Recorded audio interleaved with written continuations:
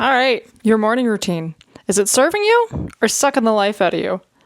The way that you start your morning is going to have a much bigger impact than you may realize in the overall quality of your day, how you're going to feel, how you're going to act, and just how much you're going to enjoy the day ahead of you. We hear a lot about the importance of morning routines and the impact that it will have on your overall day. But what does it mean to have a good morning routine? What kind of things do you need to be doing? What kind of things should be your staple, non-negotiable things to do in the morning? Well, we're going to talk about it. I'm going to go through some key things that you should be hitting when it comes to constructing a productive and helpful morning routine. We're going to be talking about research-backed strategies to help you start your morning off on the right foot. And at the end of the episode, I'm going to go through what my own personal morning routine looks like. All right, stay tuned. Welcome to the Mindset Gym podcast, where we exercise your way of thinking to help unlock your hidden potential. I'm your host, Emily Irwin, a registered nurse and holistic nutritionist with a passion for all things health, fitness, and personal development. All right, let's get into it.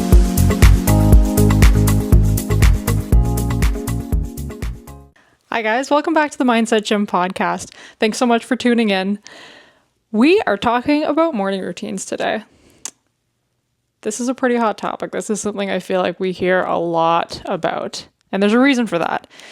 Because the way that you start your morning and the way that you kind of construct your morning routine, it can really make or break the quality of your day. It's going to have this kind of ripple effect as you move into the start of your day. So I'm going to be going through some things that I think are important key elements to focus on if you are trying to put together a morning routine that's really going to serve you and really going to help you start your day on the right foot and start your day in a way that makes you feel good and makes you feel ready to take on the challenges ahead of you.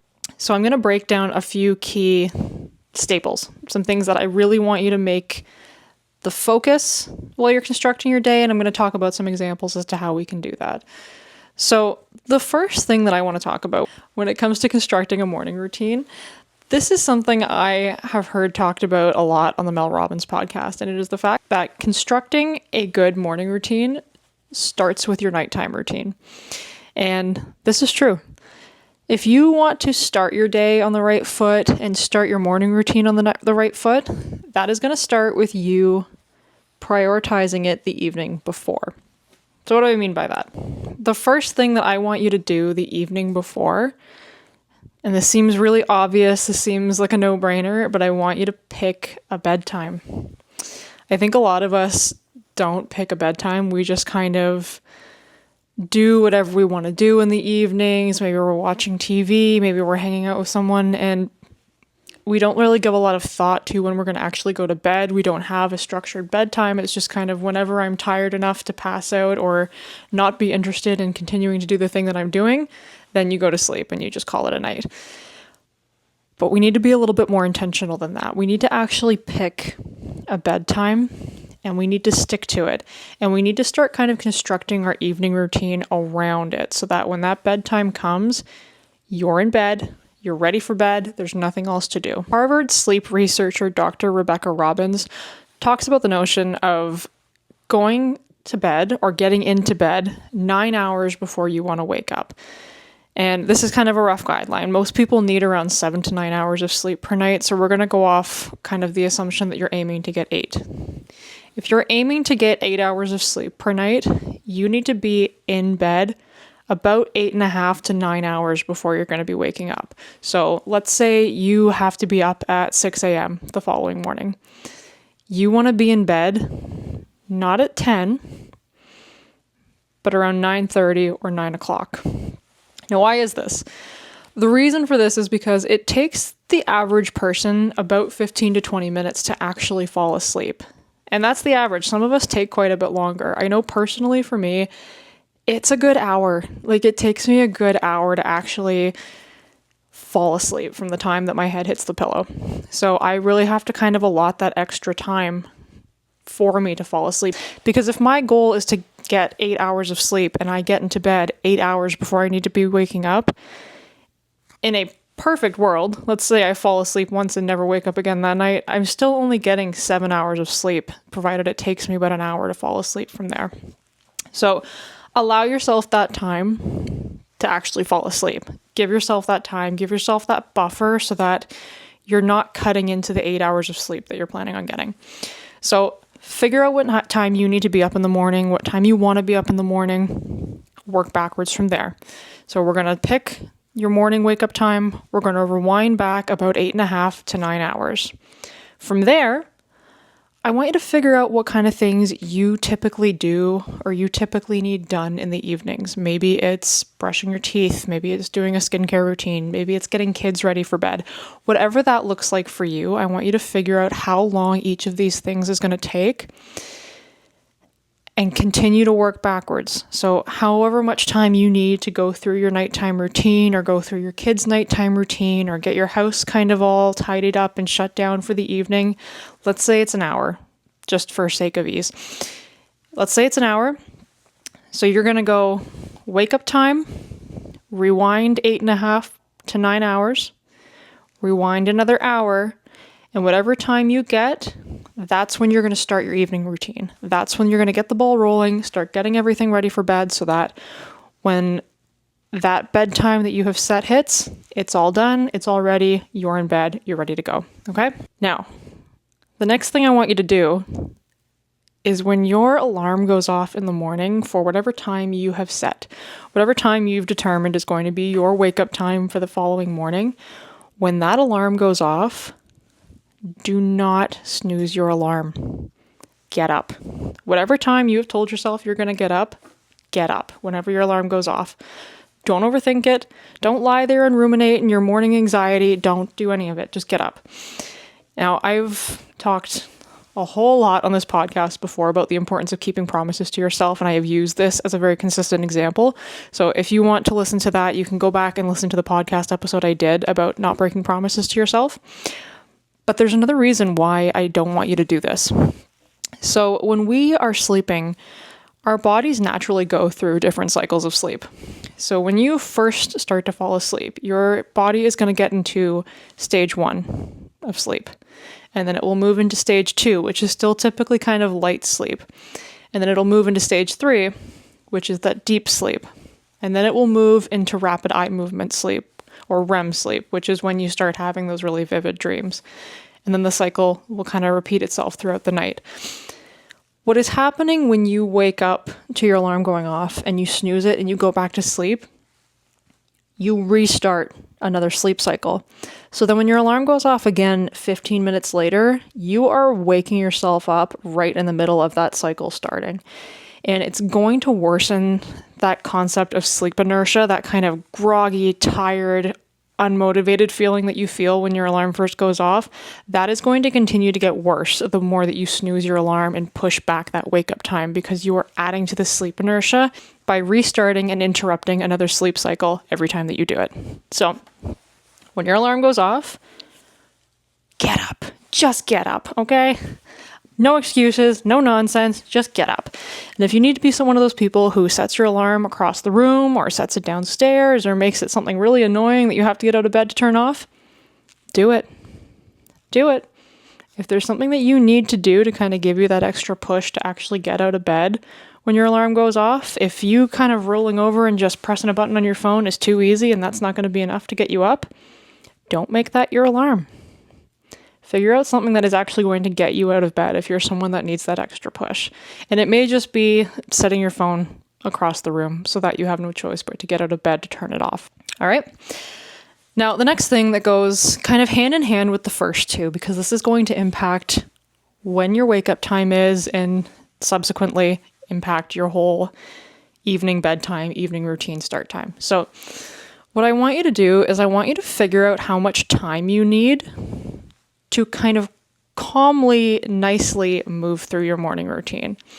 And I understand if people have kids, if people have a lot that they need to do in the morning, this can be a little bit difficult to do. It can be a little bit more challenging to carve out that time for yourself. This doesn't need to look like a lot of time. So even if it's only 5-10 minutes that you have for yourself before you need to start getting kids ready and doing other things, I want you to budget for that time. And if you have the ability to maybe get up at half hour earlier and move the whole evening routine back by half an hour, amazing. It's not a bad idea to do that so you have a little bit more time. Either way, what I want you to do is try and structure your morning in a way so that you have enough time to kind of comfortably move through the things that you want to do and you're not getting up in a panic and rushing to get things done to get out the door. So I'll tell you what I do in this scenario. Now, I realize that I'm privileged in the fact that I can structure my morning this way. I don't have kids. It's just me and my fiance and my dog, and there's nothing major I need to do right in the morning. So I have the ability to kind of structure my morning this way. But what I do is I will set my alarm for 3 hours before I need to be out of the house.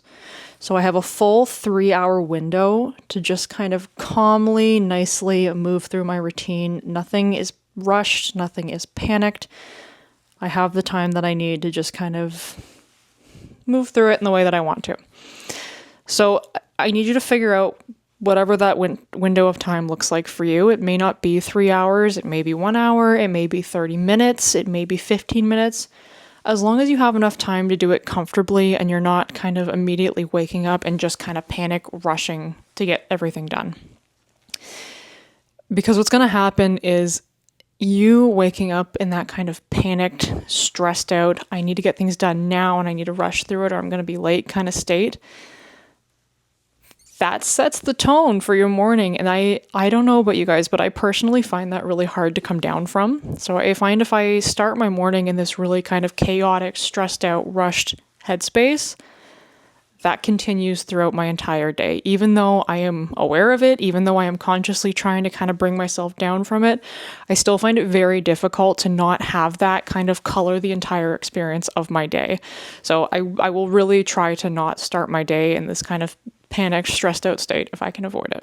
So once you're up, alarm's gone off, you've gotten out of bed, you're downstairs, the next thing I want you to do is I want you to drink some water before your morning coffee. Now, there's a few reasons why I want you to do this. First of all, you're probably dehydrated. You've just been asleep for, fingers crossed, 8-ish hours without any water. So your body's dehydrated. It will greatly benefit from you drinking some water. It's going to help kind of kickstart your energy and your digestion and everything for the day. And it's just going to make you kind of feel a little bit more awake and a little bit less groggy and a little bit more ready to kind of start moving through your day. The second reason that I want you to do this, coffee on an empty stomach can be extremely irritating. So it can lead to stomach upset. It can lead to heartburn. For some people, this can lead to gut inflammation. And it's just because of that kind of increased acidity that happens when you are drinking coffee with nothing else in your stomach. The last reason that I want you to do this is because our bodies naturally will spike our cortisol in the morning. This is what kind of gives us that energy boost to help us get ready to tackle the day. And this occurs about 35 to 40 minutes after you've woken up. So if you're waking up and you're immediately going and drinking that cup of coffee, you are preemptively boosting your cortisol because of the coffee.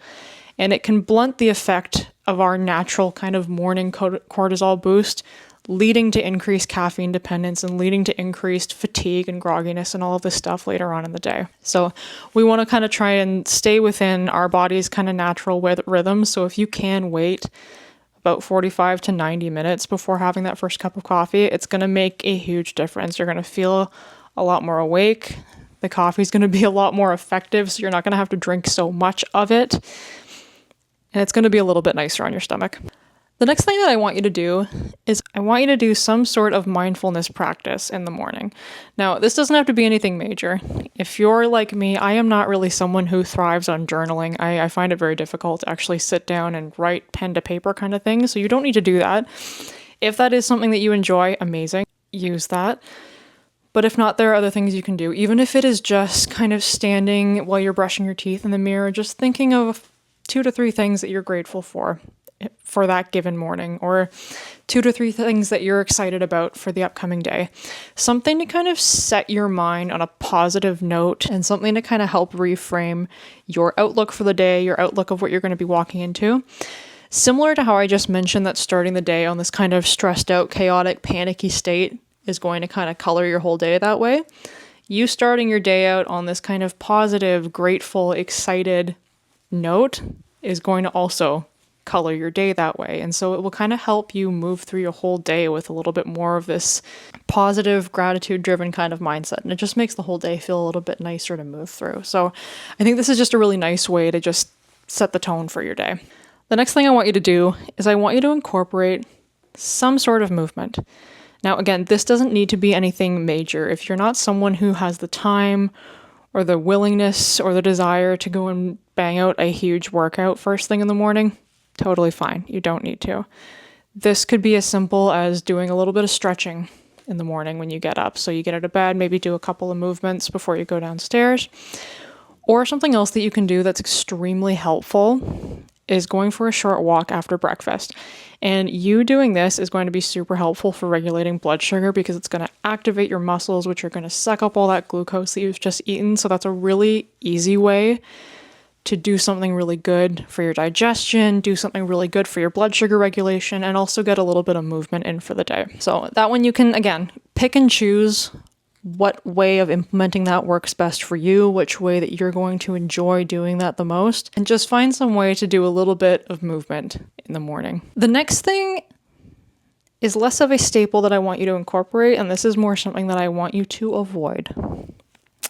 So, first thing in the morning, when you first wake up, one of the things that I do not want you to do initially is pick up your phone and start scrolling through social media. Now, if you want to later in the morning, by all means, okay? I'm not the social media police. You are welcome to do that. All I'm saying is don't do it first thing when you wake up. Dr. Alok Kanogia, or Dr. K, talked about this notion. He talks quite a bit about video games and social media and the effects that these things have on our mental health. And while he was on the Mel Robbins podcast, he talked about this notion that when you wake up first thing in the morning, your dopamine stores are full. And so you wake up feeling really good and feeling really motivated. And what we want to do, what the best approach to do, is to kind of find small ways to drip dopamine throughout the day. So you getting some sort of movement, you doing some sort of mindfulness practice, that is going to drip a little bit of dopamine. And the way that he describes it on this podcast is if your dopamine stores were like a lemon and you doing something like journaling or exercising or something like that, it's a little squeeze. And so you get a little bit of dopamine out of this lemon. And if you continue to do that, you can continue to kind of drip dopamine throughout the day. It'll keep you going. It'll keep you feeling good. It'll keep you feeling motivated. Now, what happens if we wake up and you pick up the phone and you immediately start scrolling through social media? What that is kind of the equivalent to taking that lemon and just really hardly squeezing a ton of juice out of it. It's going to give you that really quick spike of dopamine initially, but what's going to happen is your stores of dopamine are going to run out. And so your ability to feel excited and motivated throughout the day is going to be much more limited because there just isn't any more dopamine available. You're not going to be able to kind of continuously drip it throughout the day. So if you want to scroll through social media, that's totally fine, but I would recommend waiting until later in the morning or later in the day before you do that. Don't do it first thing in the morning. This can kind of go hand in hand with, not snoozing your alarm. It might be helpful to put your phone in another room or keep it somewhere else after you've gotten up so it's not as tempting to pick it up and just start scrolling. Something I like to do is I have my phone on Do Not Disturb until 8 a.m. so I don't get notifications from any of my social media apps before 8 o'clock. So I'm not waking up first thing in the morning and immediately being bombarded with a ton of information from social media.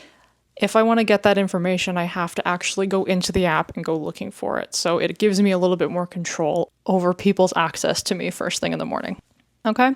So those are just kind of the main key staples that I want you to focus on if you are constructing your own morning routine. And it doesn't have to be crazy. It doesn't have to be complex. There isn't a million things that you need to do. I would say just take these key elements, make them your own, implement them in a way that it is going to work best for you and is going to work around your schedule.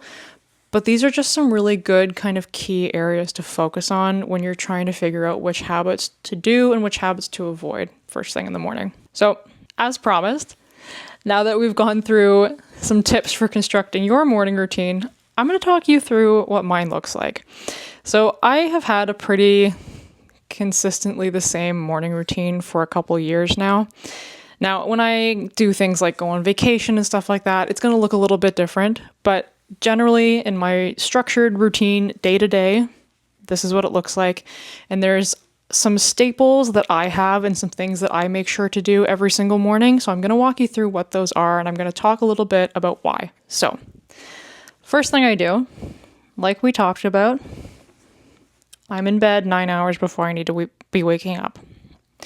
And I know my nighttime routine doesn't take a super long amount of time, about 15-30 minutes, so I will start getting ready for bed around 9 hours and 15 minutes, 9 hours and 30 minutes, give or take, before I need to be up the following morning. So I have time to work through my evening routine. I have time to get into bed, lie there for an hour because that seems to be the case for me, and then get a good 8 hours of sleep. Second thing, I do not snooze my alarm. When that thing goes off, I'm getting up. No ifs, ands, or buts. Whatever time I told myself I was going to be getting up, I'm getting up. And like I said earlier in the episode, my wake up time, it's a little bit different every day. I have a schedule for work that changes a little bit day to day. So it tends to be somewhere between 4 and 6 a.m., but it's a little bit different. It kind of changes a little bit within that window depending on the day. But what I will do is I will consistently plan to be up 3 hours before I need to be out of the house. So if I need to be at work for 9 o'clock, I'm getting up at 6. This way I have enough time to kind of move through this routine in a way that I want to, in a way that's not going to make me feel like I'm rushed and panicked. So once I'm out of bed, the first thing that I do every single morning is I hop in the shower and I take a 20-second cold shower. Now, this may be one that is hard to sell people on, but I promise you, if you start doing this, it will become something that you actually get a little bit excited about. It is actually something that I kind of crave in the morning, not because of how it feels, because I can tell you right now, when I wake up at 4 a.m., the first thing I want to do is certainly not submerging myself in freezing cold water, but you feel so much better afterwards. The way that I feel stepping out of that shower and starting my morning routine, way better than if I didn't do it. So this is something I've continued to do for several years now just because of how good I feel afterwards. Now, the reason that it's only 20 seconds long is because in order to get the benefits from deliberate cold exposure, this is something that I learned from the Huberman Lab podcast with Dr. Andrew Huberman. He talked about the effects of deliberate cold exposure. So things like a boost in norepinephrine and dopamine, which is going to lead to increased energy, increased focus, and improved mood for up to 8 hours. All you need is 20 seconds of exposure. So this is why I only do 20 seconds, because it gives me benefits going into my day. It changes the way that I feel. It lasts for several hours, so I get this kind of long-lasting impact on my day. And I mean, let's be real here. I don't want to stand in cold water first thing in the morning, so the less amount of time that I have to be in there, the better. 20 seconds is all I need in order to get these benefits. 20 seconds is all I'm doing, okay? So if this is something you want to implement, you do not have to go in and stand in there for several minutes. If you want to, that's great. The longer you're able to stay in there, it's going to help build up that kind of mental resilience and toughness, and it will make these effects last a little bit longer. But all you need to kind of initiate that and get the benefit from it is 20 seconds. So you don't need to do a whole lot. Now, following my 20-second cold shower, I will do my skincare. This is just a nice little routine that I like to have in the morning. It's nothing complicated. It's literally just one cream that I put on my face. So it doesn't need to be this kind of crazy 10-step skincare routine. It is just a moisturizer with sunscreen in it. But it's something that makes me feel nice, protects my skin. It's a nice routine to have. I like having some sort of little pamper moment in the morning. After that, the first thing I'll do is I will go downstairs and I will drink a liter of water. Now, I've talked earlier in this episode about why it's important to drink water before your cup of coffee in the morning. you don't necessarily have to drink a full liter. A glass is sufficient. The reason that I drink a full liter is because I like to aim to drink a gallon of water per day, and I don't have a job that allows me consistent access to a bathroom. So me drinking tons of water throughout the day is just not very practical for me. And so what I like to do is get a good chunk of it out of the way first thing in the morning. So I've found it to be really useful for me to drink a liter as soon as I wake up. Now, while I'm drinking that liter of water, there's a couple things that I do.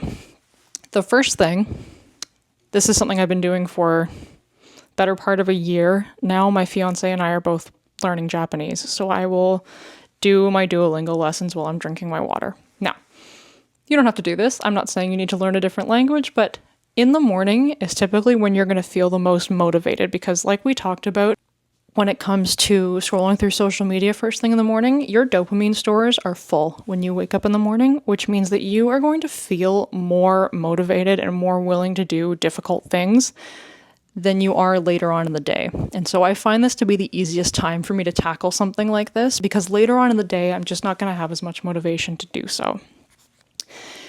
Now, along with my Duolingo lessons, the next thing that I do is I have a gratitude app on my phone that I use. So, like I said, I'm not really a pen and paper journal kind of girl. That's not really something I've been able to get into. Not for lack of trying, but it's just not my jam. But I do really like having some sort of mindfulness practice in the morning. And so I use an app called Gratitude. And what this is it's kind of a little electronic journal entry app. And so every morning it'll give you a prompt.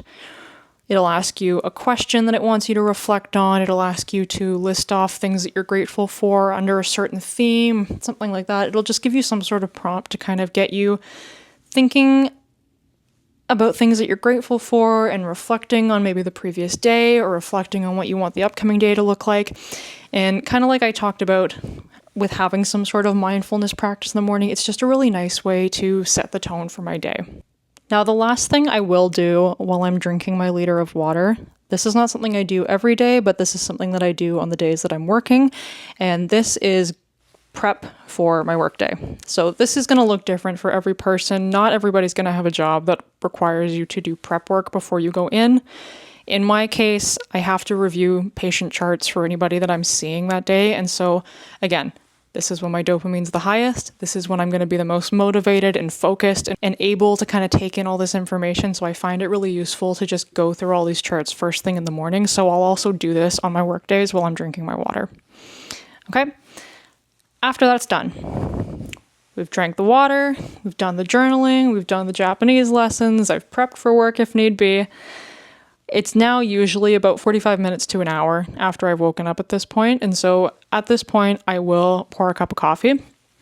And what I will do while I'm drinking my coffee is I will go on social media and kind of catch up on anything that I need to be doing on there, prep content for the day if I need to, anything like that. Just get any of my kind of social media things out of the way. And the reason that I like to do this is it's nice and relaxing to kind of sit with my coffee in the morning and work through these things, but it also gives me kind of a structured deadline for how long I can be on social media, so I'm not getting caught up just scrolling and scrolling all morning. So once I'm done my cup of coffee, that is when the social media time is done. So we cut it off there, and I don't visit it again till later in the day. So I'm not spending my whole morning on social media getting caught up, just kind of doom scrolling and getting distracted. This way I have a concrete endpoint. Now, you can create an endpoint in a lot of different ways. You can do it the way that I do by kind of syncing it up with your morning coffee. You can set time limits on your phone so it will notify you if you've been on the app after a certain period of time, or you can change the settings on your phone so that these apps aren't even available until after a certain time. So the next thing that I will do after my coffee's done, after I've kind of gone through all my social media things, is I will make breakfast. And this was not something that we talked about earlier in the episode, but this is actually a really important one. Now, if you're not someone who eats breakfast, maybe you do a little bit better kind of fasting in the morning and eating later in the day, totally fine. I'm not here to tell you you need to eat at a certain time in the morning, but if you are eating breakfast, something I really want you to pay attention to is getting something that is high in protein. Typical breakfast choices are typically really carb heavy and they don't have a whole lot of healthy protein or fats in them. And this may look something like toast with jam or cereal with milk or just a bowl of fruit. Like these things, while they do have value, they are good in their own ways. The problem with eating just really carb-heavy breakfasts and nothing else is that it's going to spike your blood sugar really quickly and then drop your blood sugar really quickly. So you're going to feel full for a really short period of time, and then you're going to be hungry again like an hour later. So the reason that I want you to eat a high-protein breakfast, aside from it just being really good for muscle preservation, is it's more satiating. And so you're going to get a much more kind of steady rise and fall of your blood sugar. And so you're going to be full and satisfied for longer throughout the day. You're not going to feel hungry an hour after you've eaten breakfast. So I always like to prioritize a really high protein breakfast. This is also something I would encourage you to pay attention to as you're structuring your morning routine if you are somebody that eats breakfast. Then after breakfast, the next thing I will do is I will get dressed for the day. And as I'm getting dressed for the day, I will have some sort of podcast or audiobook playing in the background. So I have a moment of kind of learning something new, giving myself something to think about and reflect on as I go into my day. And I really like having this practice. I've made it a goal of mine for several years now to listen to some sort of podcast or audiobook every single day, because I just love the continued learning and the continued opportunity to kind of better myself and get a little bit of knowledge that I can kind of hang on to and reflect on throughout the day. And I find this to be a really easy way to consume information, because I'm not someone who does really well reading typical like words to paper kind of books. It doesn't keep my focus super well. So I just find this to be a much easier way for me. If you are someone that enjoys reading books, amazing, all the power to you. I wish I was someone a little bit more like you, but I'm just not. And this is what works for me. And so this is a way for me to consistently consume some sort of really useful information. And so I find this to be a really nice way to kind of stack habits together, where I don't have to think about when I'm going to listen to a podcast or listen to an audiobook. I can just put it on in the morning while I'm getting ready for work, and it gives me something nice to listen to and something to kind of mull over as I'm getting ready for my day. And then after that, I'll head to the gym if I can. Now, my work schedule, again, is a little bit different every single day. So there are some days where I have to push that to a little bit later in the afternoon, but ideally, I go to the gym first thing in the morning after all of this, and then we'll start my workday afterwards. Because like we talked about early in the episode, there's a lot of benefits to getting some sort of movement early in the morning, especially right after breakfast. So I just find this a really great way to start my day on a high note, start my day by getting something really productive out of the way. It's also the time, like I said, where I have the most motivation. And so it's the easiest to get myself to the gym and get through a workout. And that's it. That's kind of what my morning routine looks like. It's obviously, a little bit different depending on the day, but these are kind of the main staples that make up my routine on any given day. All right. So I would love to hear if there are any of these staples that you are going to implement into your morning routine. Maybe there's some that you already have that you're loving. Maybe there's ones you've been doing for years that are really beneficial to you. Tell me about them. I would love for you to leave a comment and just let me know what works for you, what doesn't, what changes are you going to try, what's your favorite part of your morning routine, anything at all. And if these are not things that you have ever implemented in your morning routine or tried, I would encourage you to give them a shot, because it is going to make such a big difference going into the rest of your day if you start your morning on a high note. All right. Thanks so much for listening, you guys. I hope you have an amazing rest of your day, and I will see you next week. Hey, thanks for listening to the show. If you liked the episode, don't forget to like, subscribe, leave a review, or share the show with a friend. Your support helps this show reach even more incredible people just like you. Thanks again for tuning in, and I'll catch you next time at the Mindset Gym.